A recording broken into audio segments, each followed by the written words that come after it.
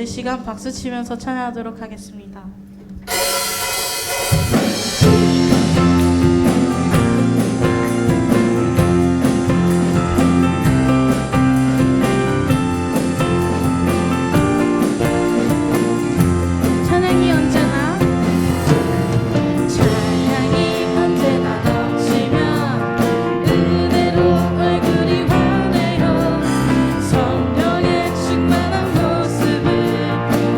다시 한번 찬양할까요? 찬양이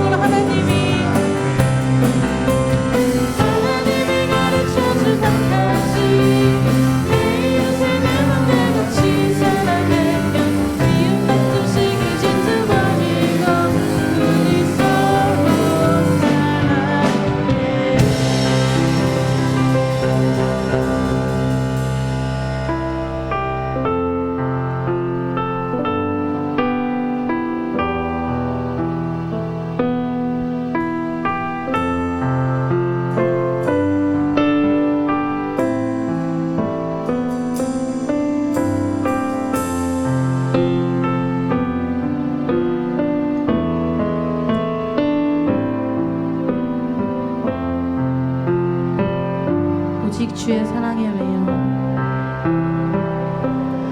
오직 주의 사랑에 매여 내 연기와 노래합니다.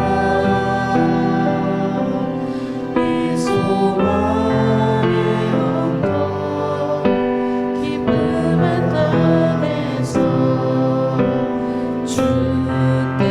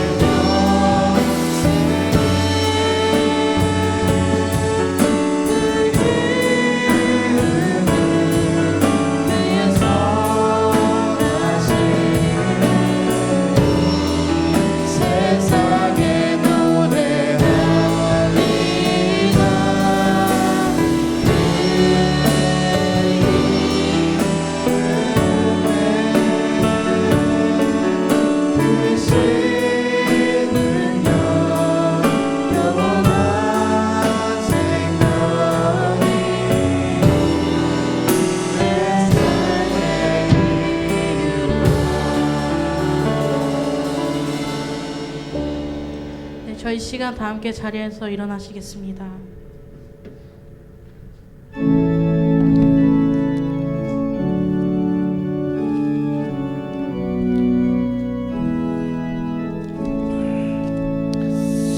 고개 들어 주를 맞이해 엎드리어 경배하며 찬양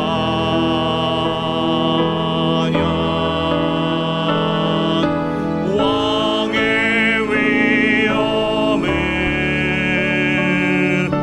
신령과 진정한 찬양으로 영광 돌려 만왕의 왕께.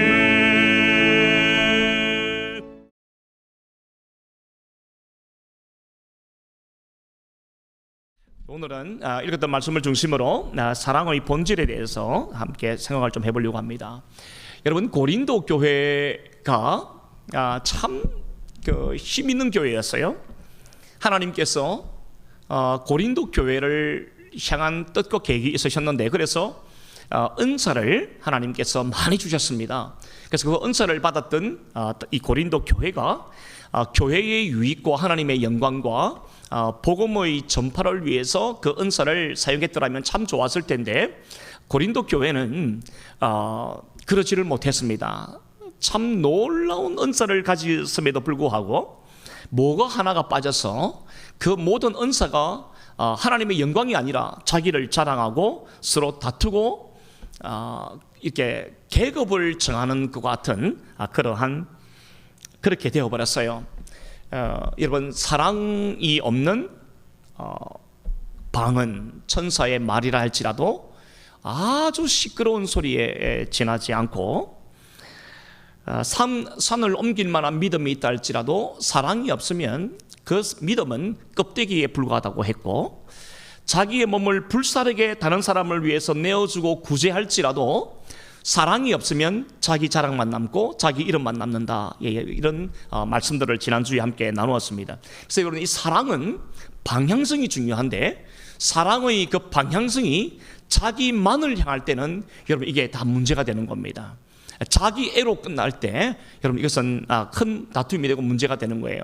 그래서 사랑의 방향은 언제나 상대방을 향하고 바깥으로 향해야 문제가 없고 탈이 없다. 이것을 우리가 말씀을 통해서 함께 생각해 보았습니다. 우리가 오늘 함께 기도했는데 이 고린도 교회가 은사를 많이 받은 것은 참 귀한 일이고 좋은 일이지 않습니까? 우리 아름다운 교회도 저와 여러분들이 은사를 사모하고 은사를 위해서 간구하고 기도할 때 하나님께서 하나님의 뜻이 기쁘시면 우리에게 그 은사를 허락해 주실 줄 믿습니다. 그래서 여러분, 은사를 받는 것도 중요하지만 이 은사를 어떻게 잘 활용할 것인가, 사용할 것인가, 이걸 잘 기억하셔서 하나님께 간절히 기도하고 또 그렇게 은사를 받을 수 있기를 바랍니다. 사랑의 본질에 대해서 살펴보려고 하는데, 우리 사절 말씀에 보니까 오늘 사도 바울은 사랑은 오래 참고 그랬습니다. 제가 오늘 다 다룰 수는 없고 몇 가지 중요한 것만 몇 가지 뽑아서 함께 말씀을 좀 찬찬히 생각해 보려고 합니다. 여러분, 사랑의 본질에 대해서 오늘 이야기를 하고 있는데, 첫 번째로는 사도 바울은 사랑은 오래 참고 그랬습니다. 인내이죠. 여러분, 인내가 사랑인 거 아십니까? 오래 참음이 사랑이라는 거 여러분 들어보셨어요? 사랑은 이러한 것이다라고 우리가 알았지만, 오늘 사도 바울은 사랑의 본질에 대해서 첫 번째로 오래 참음이 사랑의 본질이다 이렇게 이야기를 하고 있습니다. 그러니까 이거는 사랑의 은사, 사랑은 뭐다라고 딱 정의를 내리기가 쉽지 않고, 사랑이라고 하는 이 은사, 사랑은 다양한 이름으로 우리에게 나타난다는 것을 오늘 우리가 본문을 통해서 깨닫게 되는 것이죠. 오래 참음을 이야기하고 있는데, 여러분, 이 오래 참음은 헬라어 원어를 보니까 마크로디메오라는 단어를 써요. 마크로디메오라고 하는 이 단어는 기본적인 뜻이 뭐냐면은 고난을 함께 견딘다라는 뜻입니다. 고난을 함께 견딘다. 이게 오래 참음, 인내라고 하는 단어의 원래 뜻입니다. 여러분, 우리가 보통 이제 뭐 오래 참음이나 또는 인내 이렇게 이야기할 때 여러분 좀 부정적으로 우리가 생각을 해보면은 이런 게 있죠. 힘이 없거나 내가 무능하거나 가진 것이 없을 때 여러분 참는 것 외에 뭘 할 수 있겠는가 하는 그런 자괴감이 들 때가 있지 않습니까? 힘이 없고 무능하고 가진 게 없고 빽이 없고 인맥도 없고 가진 것이 아무것도 없을 때 여러분 어떤 불의를 한 일을 당하거나 억울한 일을 당할 때 여러분 이게 어떻게 뭐 참는 것 외에는 견디는 것 외에는 다른 게 할 수 없는 여러분 그런 어려울 때가 있는 것입니다. 그런데 성경이 말씀하는 지금 이 마크로디메오라고 하는 이 오래 참음이라는 이 단어의 뜻은 오래 참음이라고 이 말은 단순히 힘이 없거나 무능해서 다른 방법이 없어서 억지로 참는 것, 인내하는 것이 아니에요. 이 마크로디메오라고 하는 이 말은 상대방을 진심으로 아끼고 귀하게 여기기 때문에 상대방이 변화될 때까지 기다려주는 것이에요. 상대방이 변화할 때까지 내가 인내하는 겁니다. 오래 참는 거예요. 여기는 뭐가 전제가 깔려 있을까요? 사랑이 깔려 있습니다. 상대방을 향한 사랑이 전제로 깔려져 있어요. 그래서 여러분 힘이 없어서 참는 것이 아니라 상대방을 진심으로 아끼고 귀하게 여기기 때문에 상대방이 변화가 될 때까지 기다려주는 겁니다. 참는 거예요. 인내하는 겁니다. 여러분 이게 바로 성경이 이야기하는 오래 참음의 뜻입니다. 그런가 하면은 한 가지 더 중요한 뜻이 있어요. 이 오래 참음에는 하나님의 약속이 이루어질 때까지 인내하다라는 뜻도 있습니다. 그러니까 여러분 사람에 대하여는 그 사람이 비록 부족하고 실수를 한다 할지라도 그 사람이 변화되고 새롭게 바뀔 때까지 기다려주고 참는다는 의미도 있지만 하나님께 대하여 오래 참음이라는 것도 중요한 의미가 있는데 여러분 이것은 하나님의 약속이 하나님의 그 말씀이 이루어질 때까지 기다린다는 겁니다. 인내한다는 거예요. 오래 참는다는 것입니다. 여러분 이 오래 참음이라는 것은 하나님께 대한 사랑과 사람에 대한 사랑이 있지 않으면 오래 참음이라는 것은 이루어질 수가 없고 열매를 거둘 수가 없는 것입니다. 이처럼 오래 참음은 상대방을 귀하게 여기기 때문에 그리고 하나님께 대하여는 하나님의 신실하심을 믿고 그때를 기다릴 때 하나님께서 응답을 하시게 되는 것이지요. 오늘 이제 두 번째로 한번 보십시다. 4절 말씀에 보면은 온유를 다룹니다. 그렇죠? 4절 말씀에 보면 사랑은 오래 참고 그 다음이 뭐냐면은 사랑은 온유하며 여러분 사랑의 본질 중에 하나가 온유입니다. 온유는 사랑의 본질이에요. 이 온유라는 것은 그냥 단순히 부드럽다 이렇게 이해하지만 성경에서 말씀하는 이 온유라는 이 단어는 아나브라는 단어를 쓰는데 이 아나브라는 뜻이 뭐냐면은 한번 따라 하실까요? 재밌어요. 한번 따라 보십시다. 힘을 빼다. 뭐라고요? 힘을 빼는 거예요. 여러분 이게 온유입니다. 하나님 앞에서 힘을 빼다. 하나님 앞에서 힘을 빼다. 여러분 이게 바로 성경이 이야기하고자 하는 온유의 뜻입니다. 그냥 단순히 부드럽다. 저 사람은 참 부드러워. 저 사람은 참 성품이 온유해. 예, 그러면 여러분 이제 우리가 뭐 이해하는 그런 그 이미지가 있겠지만 성경이 이야기하는 온유는 하나님 앞에서 힘을 빼다. 이 단어가 바로 이 아나브 온유의 뜻입니다. 스티브 도나휴라고 하는 작가가 있었는데 이분이 쓴 글 가운데에 사막을 건너는 6가지 방법이라는 책이 있어요. 사막을 건너는 6가지 방법. 이 책은 우리의 인생은 마치 사막을 건너는 것과 같다. 그러한 어떤 주제를 가지고 이 글이 전개가 되는데 그 가운데 이런 우리가 기억할 만한 내용이 있습니다. 모래 웅덩이에 갇히면 그죠? 차를 타고 가다가 모래 웅덩이에 이제 갇히면 뭘 해야 되느냐? 타이어에 바람을 집어넣는 게 아니라 타이어에 바람을 빼라, 이런 말이 있어요. 여러분, 이게 무슨 말일까?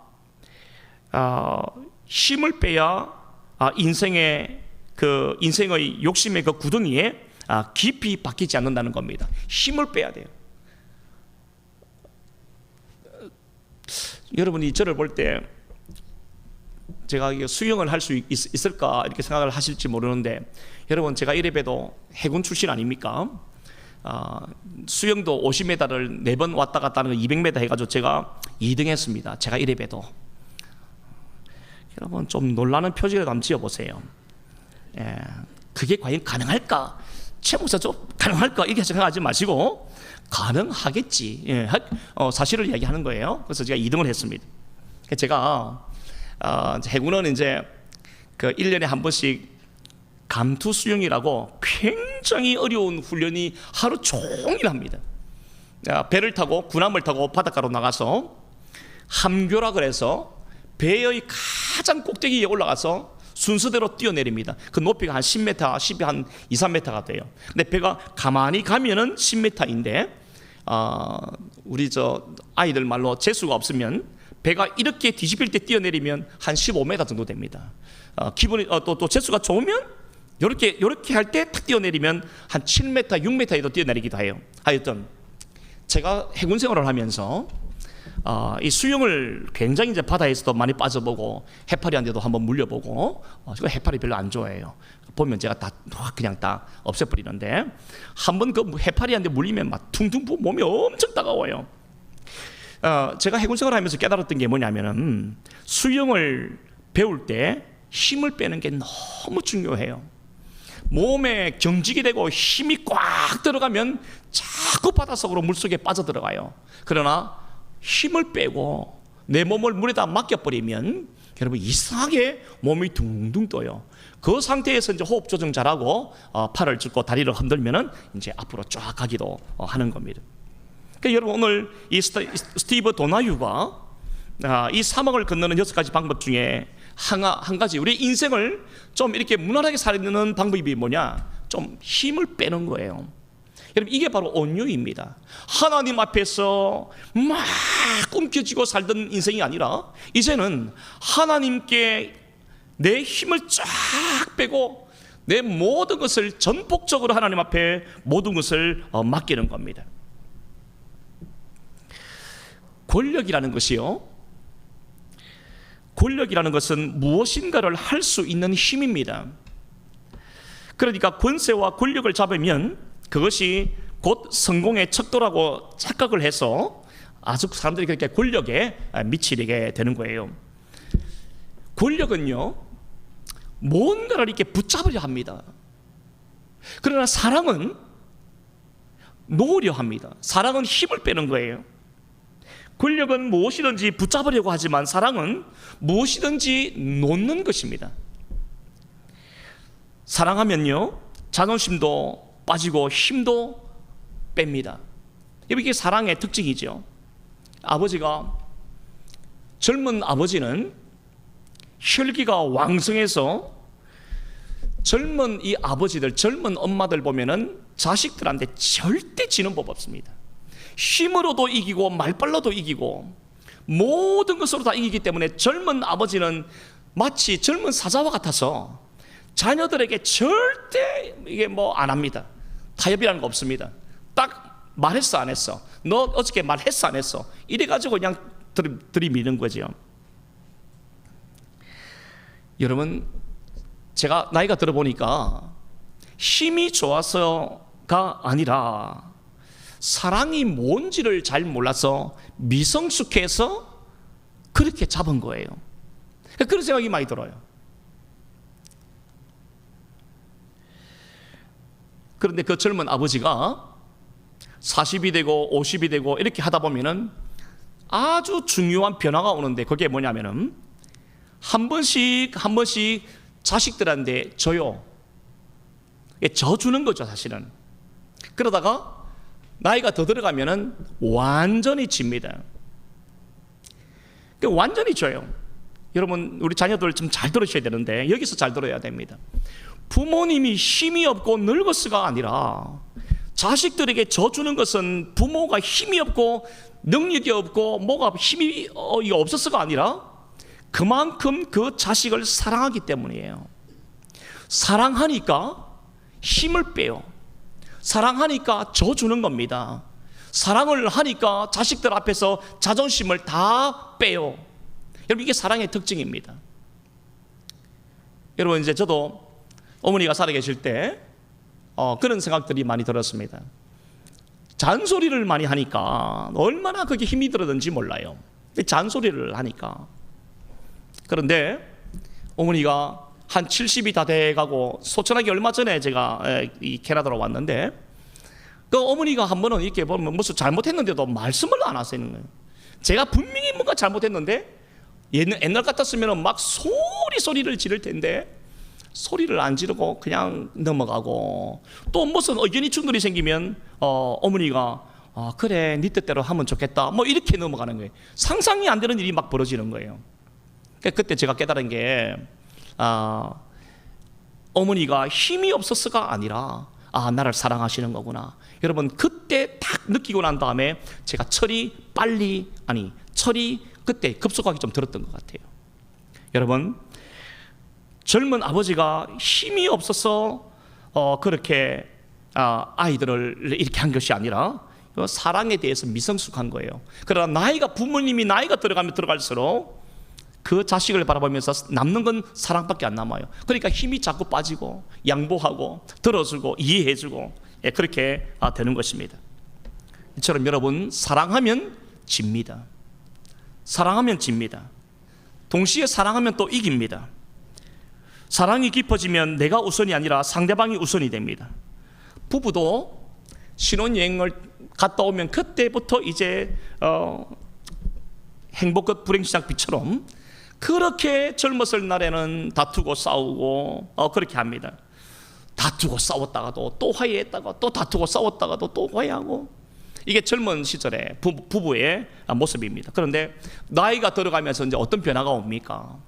서서히 다투지 않고 덜 싸우게 되는 거죠. 왜 그렇습니까? 서로를 향한 사랑이 깊어지기 때문입니다. 이해하고 또 배려하고 들어주고 그렇게 해서 사랑을 하니까 힘이 빠져요. 그러니까 싸움이 되지 않는 거예요. 여러분, 우리가 모세라는 사람을 한번 생각해 보십시다. 모세가 40세가 되기까지 그 사람은 불같은 성격의 사람이었어요. 불의를 보면 참지 못하고 동족들이 고난당하면 가만두질 않는 정말 혈기왕성한 사람이 40세가 될 때까지의 모세의 모습이었습니다. 그리고 난 다음에 미디안 광야로 도망을 가는데, 미디안 광야에서 40년은 자신의 연약함을 철저히 깨닫는 기간이었습니다.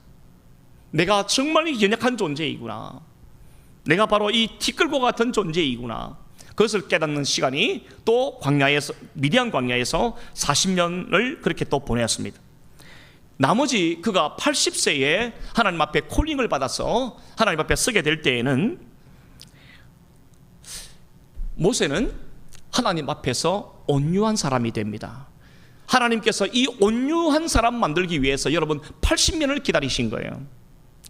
온유한 사람이 되게 하시려고 하나님께서는 궁정에서 미디안 광야에서 40년 80년을 연단을 시키고 훈련을 시키신 겁니다. 하나님 앞에서 온유한 사람이 되었을 때 하나님은 모세를 들어서신 거예요. 하나님 앞에서 온유한 사람이라는 것은 말씀을 드린 바대로 모세는 이제는 완전히 하나님 앞에 힘을 뺐습니다. 하나님의 뜻대로 해 주십시오. 내 주여 뜻대로 행하시옵소서. 이 찬송가 가사처럼 오늘 모세는 하나님 앞에 완전히 힘을 빼고 완전히 항복하고 하나님이 말씀하실 때 무엇이든지 들을 수 있는 그러한 상태, 온유한 사람이 되었어요. 그래서 여러분 민수기 12장 3절 말씀에 보면은 모세의 온유함이 지면의 모든 사람들보다 승하였더라, 더 나았더라, 그렇게 말씀을 합니다. 사랑하는 여러분, 온유는 사랑의 본질입니다. 하나님을 사랑하는 사람은 하나님 앞에서 힘을 뺄 수 있습니다. 남편을 사랑하고 아내를 사랑하는 사람은 배우자 앞에서 힘을 뺄 수 있습니다. 자식을 사랑하고 부모를 사랑하는 사람은 자식과 부모 앞에서 힘을 뺄 수 있습니다. 사랑은 힘을 뺍니다.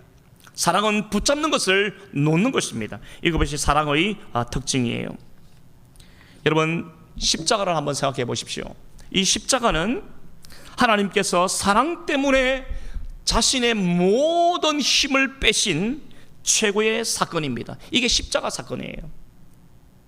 하나님께서 세상을 이처럼 사랑하셨기 때문에 힘을 뺄 수가 있었습니다.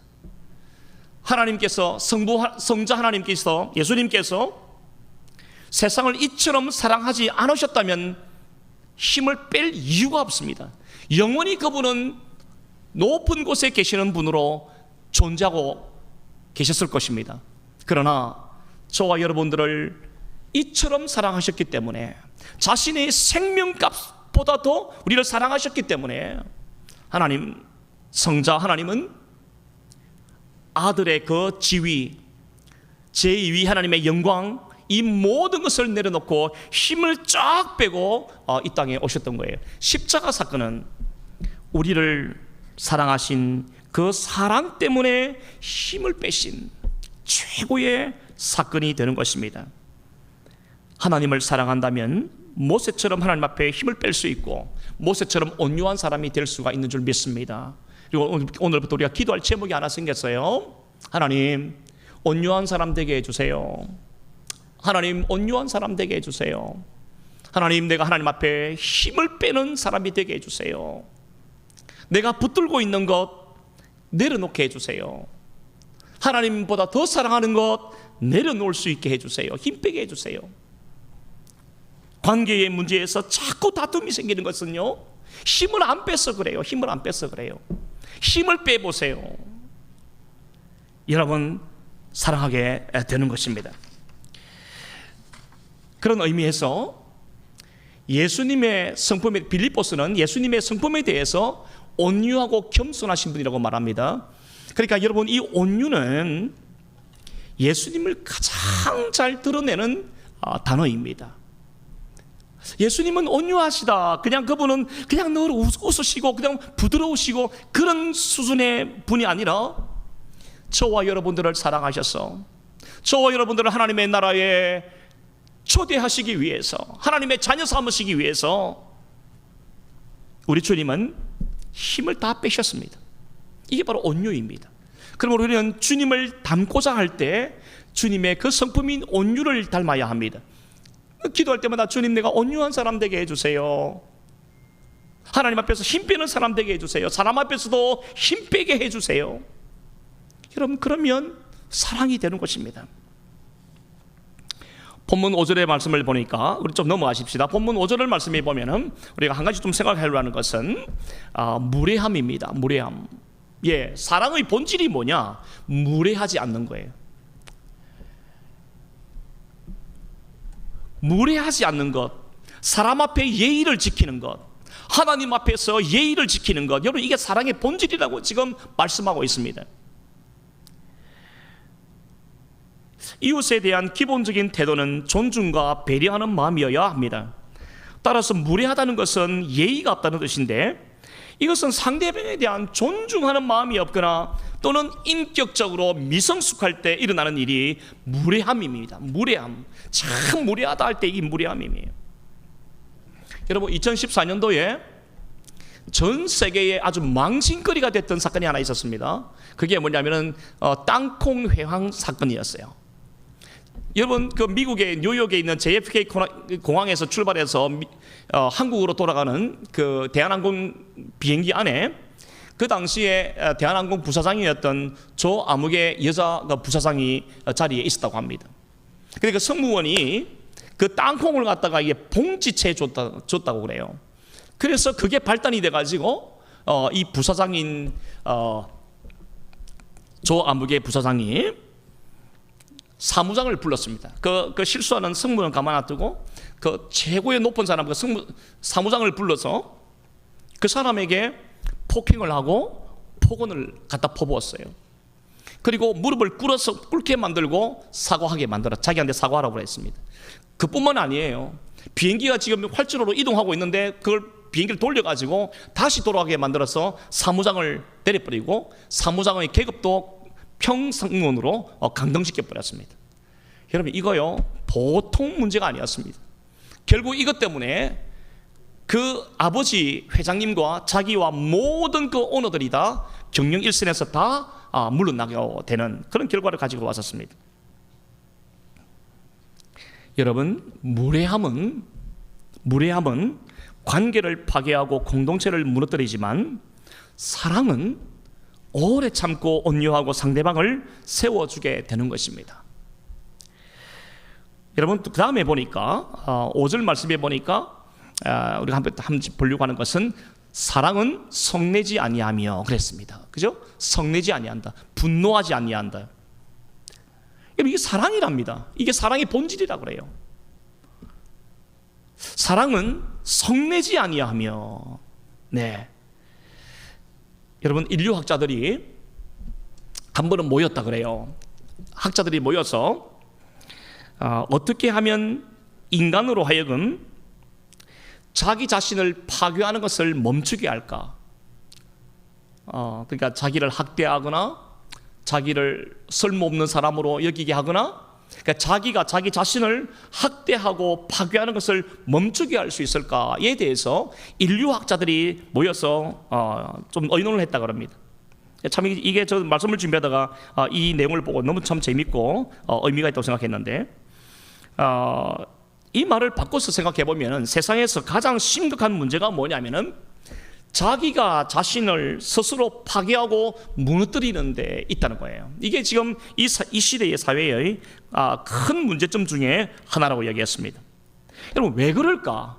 왜 자기 자신을 파괴할까? 그리고 남을 파괴할까? 그리고 가정을 파괴하고 사회를 파괴할까? 왜 그럴까? 여러분, 그 해답이 돌출되기 시작했는데 아주 의미 있는 해답은 분노 때문이라고 했습니다. 자기 자신을 향한 분노, 상대방을 향한 분노, 사회를 향한 분노 때문에 자기 자신을 파괴하고 상대방을 파괴하고 가정을 파괴하고 사회를 무너뜨리는 이런 일들이 분노 때문에 일어나고 있다. 그렇게 이야기를 한 겁니다. 오늘 제가 주보에 짧은 글, 긴 감독 그 내용의 칼럼을 하나 넣은 게 영국의 오말이라고 하는 이분이 이야기인데, 아주 이분이 그 훌륭한 그런 검술사였다 그래요. 이 검을 다루는 사람인데, 이 사람이 검술도 대단히 뛰어나지만 그분의 인격이 너무나 출중해서 사람들로부터 존경을 많이 받았다 그래요. 이분이 이런 말을 했습니다. 화가 날 때는 절대로 검을 쓰지 않는다. 여러분, 참 중요한 말이지 않아요? 내가 막 뭔가 분노가 일어나고 내가 막 성이 차고 이렇게 막 화가 치밀어 오를 때는 여러분, 칼을 사용하지 않는다. 저는 이 말을 이렇게 이해를 해봤습니다. 내 마음에 막 분노가 일어나거나 누군가로부터 뭐 이렇게 분노를 일으키는 그걸 영향을 받았든지 내 스스로가 뭐가 못마땅해서 화가 치밀어 오르든지, 화가 치밀어 오를 때는 말하지 말자. 예? 분노가 치밀어 오를 때는 뭔가를 결정하지 말자. 분노가 치밀어 오를 때는, 화가 차오를 때는 절대로 말하지 말자. 입 다물자. 여러분, 그렇게 들렸습니다. 왜 그러냐면 여러분, 화가 치밀어 오르고 분노가 일어나고 막 성이 차서 막 어떻게 할지 얼굴이 볼겋게 이렇게 변화될 때 나오는 말은 절대 살리는 말이 아닙니다. 죽이는 말이에요. 파괴하는 말이고 무너뜨리는 말들이에요. 그럼 여러분, 오늘 우리가 이 성내지 아니하며 이 부분 앞에서 사랑이라는 것은 분노를 하지 않고 이 성내지 않는 이것이 바로 사랑의 또 다른 표현이구나. 여러분 우리가 깨닫게 됩니다. 화가 날 때는 절대로 금을 쓰지 않는다. 화가 날 때는 말이라는 금을 사용하지 말고, 화가 날 때는 이 말뿐만 아니라 정말 내 어떤 행동이나 결정에서도 하지 않는다. 여러분 이것이 얼마나 중요한지 모르겠어요. 여러분 성경에 보면은 분을 내어도 죄를 짓지 말라는 말씀이 있어요.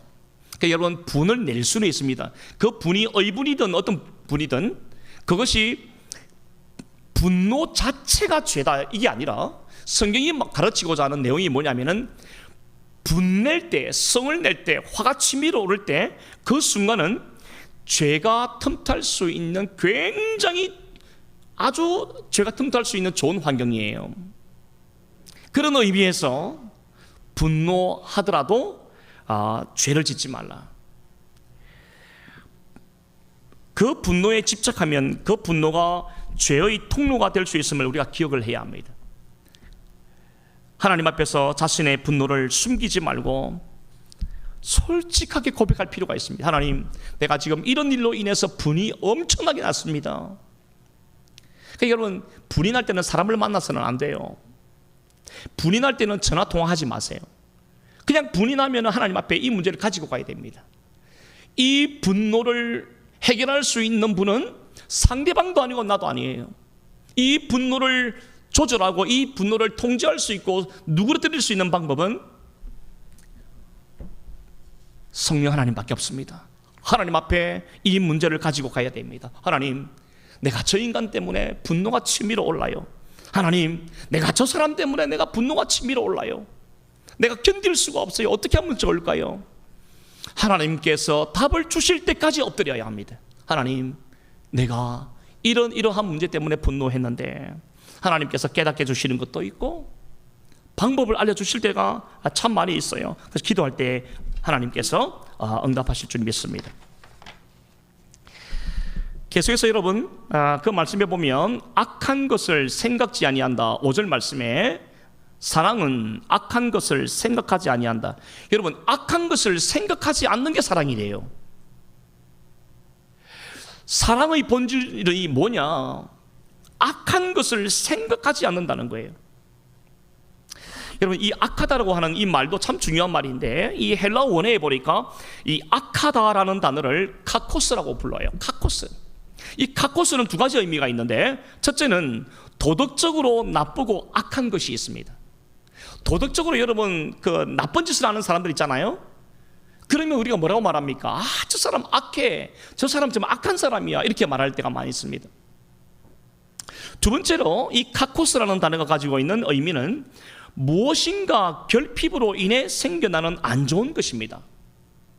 우리가 자주 넘어지는 게 뭐냐면은 여러분, 이 악한 생각을 갖게 되는 이런 경우들이 어떨 때 생기느냐 하면은 도덕적으로 나쁘고 악한 것은요, 우리가 좀 어느 정도 대비도 할 수 있고 방어할 수가 있는데 결핍으로 인해 생겨나는 안 좋은 것, 이 악한 것인데 여러분 이것에 우리가 자주 넘어지고 무너집니다. 이게 뭐냐면요, 예를 들어서 사람이 가지고 있는 불행한 요소들이 있습니다. 건강이 좋지 못하다, 불행한 요소 중에 하나일 수 있어요. 가난하다, 불행한 요소일 수 있어요. 내가 배운 게 없다, 이게 불행한 요소가 될 수도 있어요. 그러나 여러분, 그 자체가 악한 것이 아닙니다. 불행한 요소, 환경 자체가 나쁜 것이 아니고 악한 것이 아니라 지금 성경에서 지금 말씀하고 있는 것은 뭘 말씀하고 있느냐 하면은 불행하다고 느끼고 생각하는 것을 악하다고 말하는 거예요. 여러분, 우리가 자주 넘어지는 것 아닙니까? 좀 없어요. 없으면 없는 대로 살면 되지. 없기 때문에 불행하다, 나는 쓸모없는 사람이다, 나는 불필요한 사람이다, 나 같은 사람은 없어져야 돼, 사라져야 돼, 나 같은 사람이 뭘 할 수가 있겠어, 이렇게 생각하는 것이 카코스란 말이에요.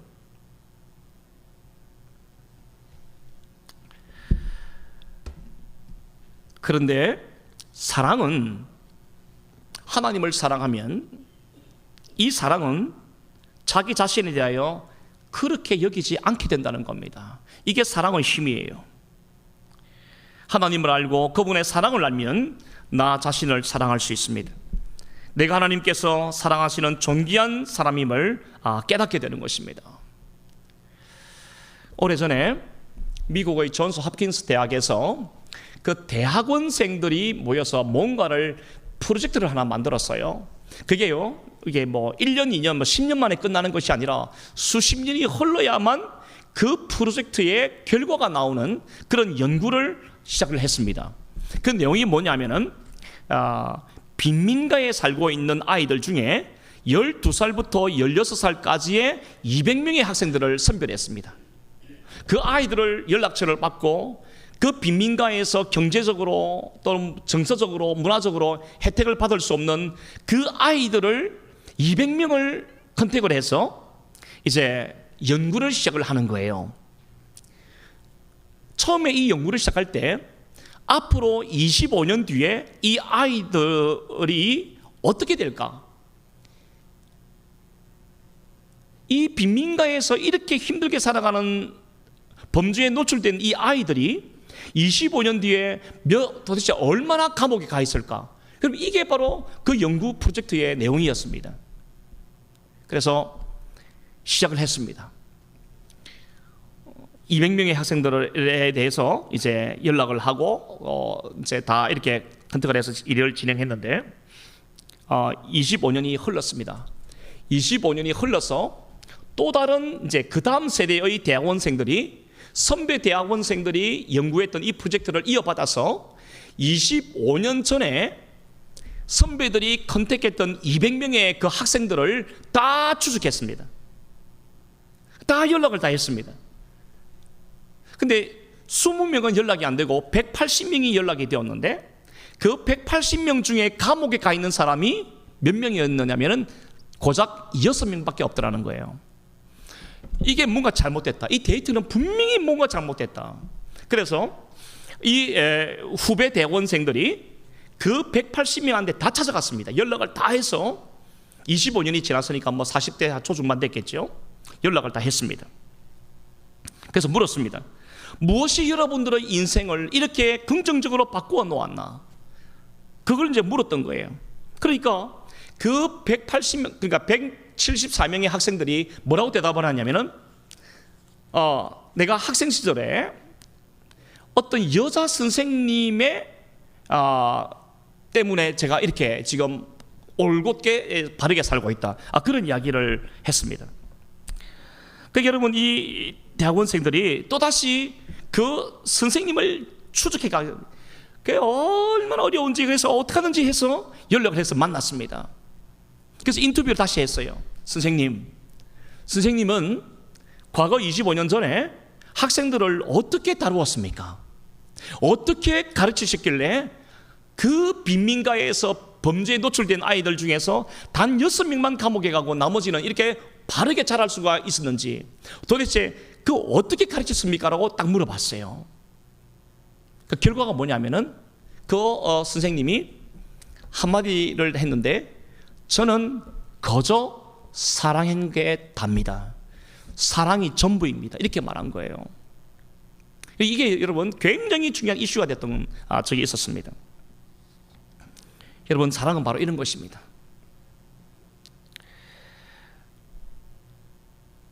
오늘 본문 7절 말씀을 보고 설교를 마치겠습니다. 7절입니다. 모든 것을 참으며 모든 것을 믿으며 모든 것을 바라며 모든 것을 견디는 이라 사랑의 힘입니다. 사랑은 이렇게 합니다. 여러분, 우리가 사랑해야 하지 않겠습니까? 우리 부모를 사랑하고 부부를 사랑하고 자녀를 사랑하고 서로를 사랑하는 것은 너무 중요한데, 가장 먼저 여러분, 하나님을 사랑하십시오. 하나님을 사랑해야 합니다. 예수님을 사랑해야 합니다. 나를 포기하고 나를 희생하고 끝까지 함께하고 모든 것을 참고 믿고 바라며 견디는 이 참된 사랑을 저와 여러분들이 하실 수 있기를 바랍니다. 그러면 여러분의 모든 것이 바뀌고 우리의 가정도 바뀌고 사회가 바뀌고 세상이 바뀌게 되는, 변화되는 것을 우리 모두가 보게 될 것입니다. 우리가 오늘 사랑의 본질에 대해서 몇 가지를 나누었습니다. 여러분, 오늘 우리가 하나님 앞에 기도할 것은, 하나님, 사도 바울이 12장 31절 말씀에서 더욱 큰 은사를 사모하라고 말했던 것처럼 하나님 오늘 우리에게 은사를 주시옵소서. 하나님 나에게 은사를 주시옵소서. 그런데 가장 큰 은사가 뭡니까? 사랑의 은사라고 했으니 하나님 사랑의 은사를 주시옵소서. 오늘 여러 가지 나눴던 이 내용을 가지고 하나님 앞에 늘 엎드려 기도하는 우리 모두가 되기를 바라고, 그래서 하나님 우리 모두를 귀하게 사용해 주시기를 바랍니다. 함께 기도하시겠습니다. 살아계신 하나님 아버지, 은혜를 감사합니다. 우리 오늘 본문의 말씀들을 통해서 사랑의 본질을 함께 생각해 보았습니다. 하나님, 사도 바울이 고린도 교회를 향해서 더 큰 은사를 사모하라고 했는데, 주님 오늘도 우리가 여러 가지 은사가 필요하고 주님 앞에 사모하고 기도해야 되겠지만 가장 큰 은사인 사랑의 은사를 사모하는 저희들 되게 하여 주시옵소서. 사랑은 포기하는 것이고 사랑은 내려놓는 것이고 사랑은 놓는 것이라고 했습니다. 하나님, 우리가 붙들고 있는 그 모든 것들을 인해서 하나님을 사랑할 수 없고 가족을 사랑할 수 없고 이웃을 사랑할 수 없다면 우리가 붙들고 있는 그것을 하나님 앞에서 내려놓을 수 있는 저희들 되게 하여 주시옵소서. 예수님의 이름으로 기도하옵나이다. 아멘.